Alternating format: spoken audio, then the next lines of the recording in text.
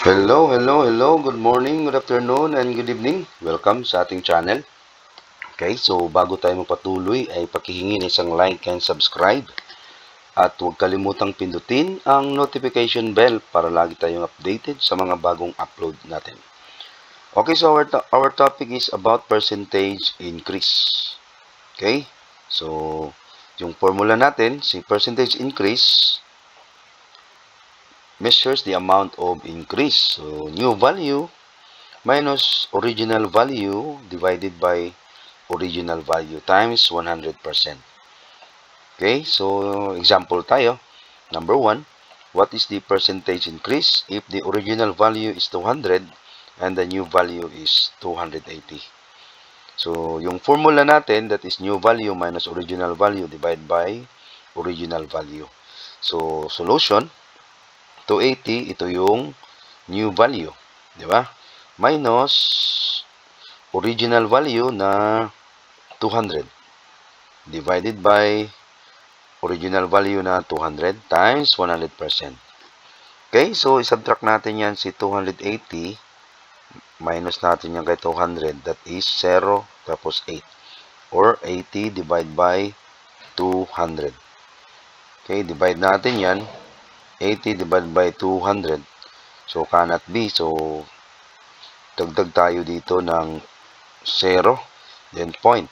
So, hanap tayo ng number na kapag i-multiply natin sa 200, the result is 800. So, therefore, the answer is 4. So, 4 times 200, that is 800. So, the answer is 0.4 or i-multiply natin siya in 100%. So, the result is 40%. Pwede mong i-move siya 2 places to the right. So, 1, 2, add ka ng 0. That's why naging 40% yan. Or, pwede mo rin siyang i-multiply 100 times 0.4, 0, 0, 4. Tapos yung decimal natin, isang place, di ba? 1. So, 40%. Okay, next, number 2. Jollibee branch recorded 100,000 sales in 1 week. Wow, sana all. After a week, it became 150,000 sales. So, what is the percentage increase of each sale? Okay, so again, kunin natin yung original value tsaka yung new value. Okay, yung original value natin ay 100. New value is 150,000. Okay, so percentage increase equals new value na sulat muna natin na new value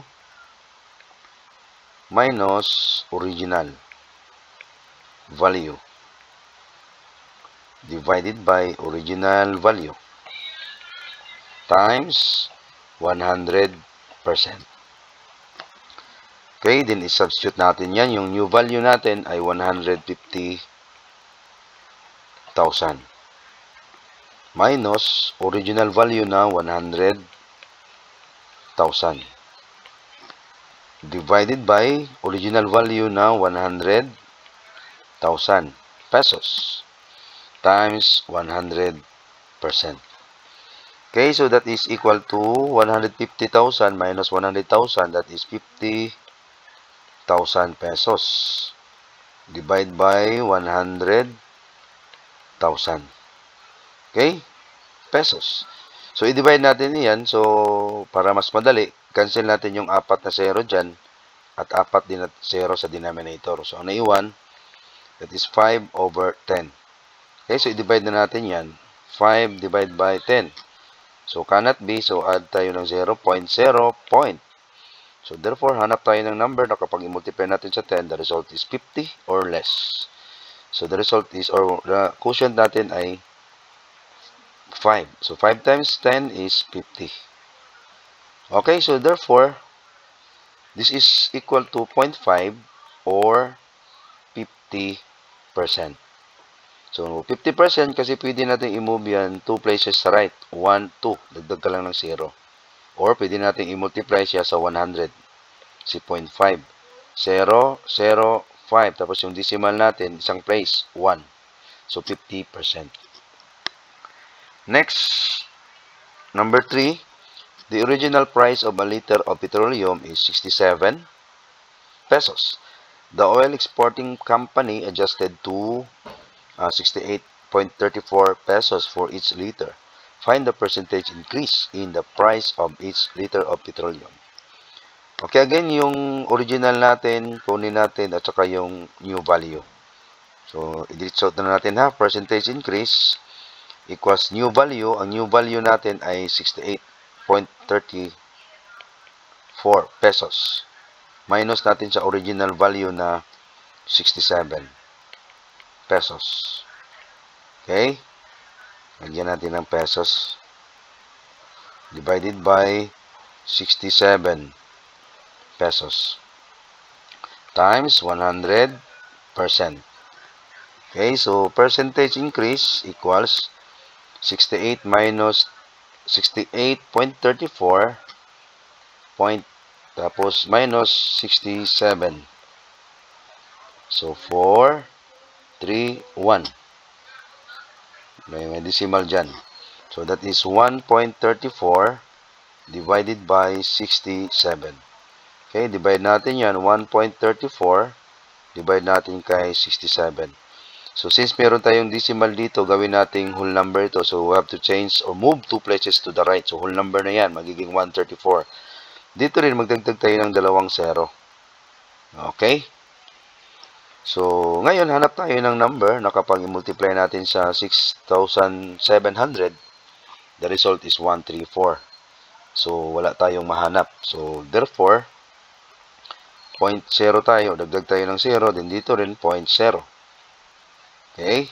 So, 0, that is 0, 4, 3, 1.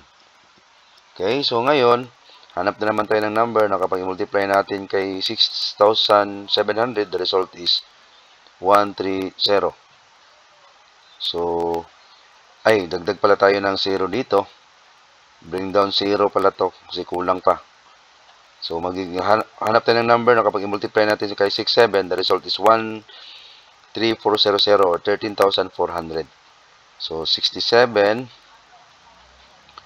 Okay, 67 or 67, multiply tayo ng 3. Medyo malaki, so try natin si 2. So, this is 0, 0, 14, 12, 13. Ayan na. So, this is 2. So, 13, 4, 0, 0. Okay, so, 0.02.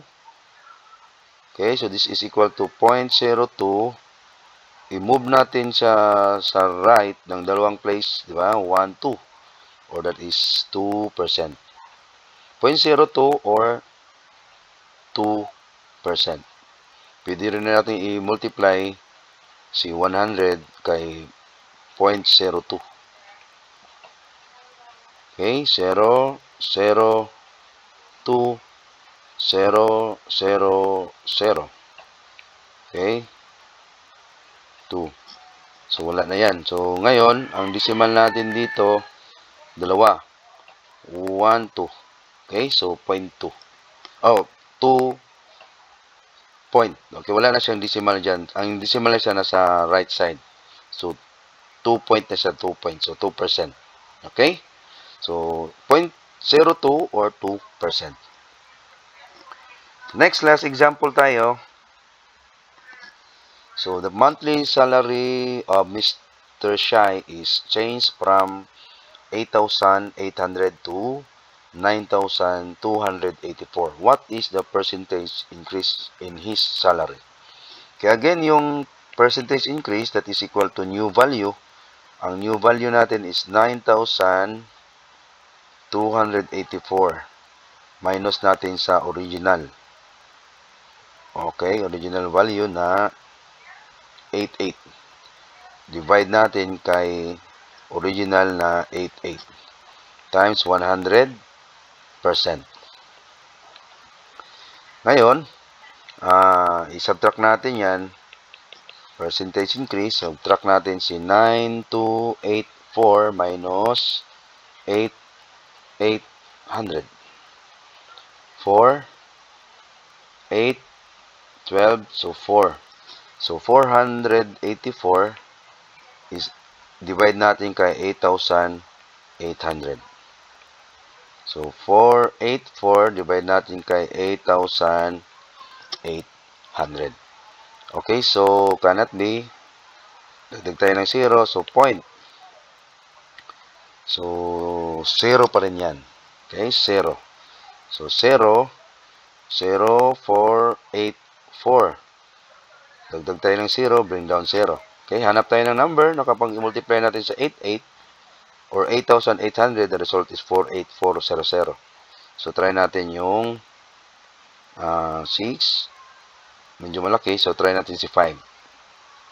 0, 0, 5 times 8 is 40.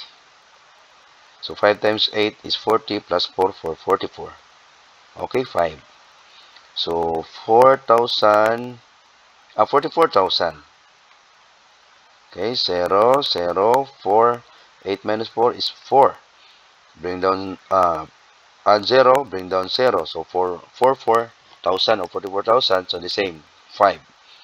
So, 44,000. So, therefore, this is 0.055 or i-move natin si 0.055 2 places to the right. So, 1, 2. So, magiging 5.5%. 0.5 or 5.5%. Okay, so maraming salamat sa pakikinig at panonood. At again, sa hindi pa nakasubscribe, pakisubscribe na lang. At huwag kalimutang pindutin ang notification bell para lagi tayong updated sa mga bagong upload natin. Maraming salamat and God bless.